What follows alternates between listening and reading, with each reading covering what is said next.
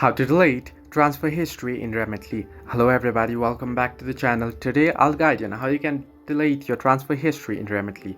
Now first what you want to do is you want to open up the Remitly app, and there you make sure that you are logged into your account. In my case, I'll just open this up quickly and you can see, you'll find out that I've already logged in. Now let this load up, and here on the home page, if you have any transfer history, you'll find it here on the screen. You can see get help, track your transfer, and here now instead of this, if you have any transfer history, you'll find your transfer history right here on the home page. Now to delete your transfer history, what you want to do is first you want to head into the My Remitly option at the bottom right corner of your screen. You can see the My Remitly option. Simply tap on it, and there you want to head into the first option, profile information.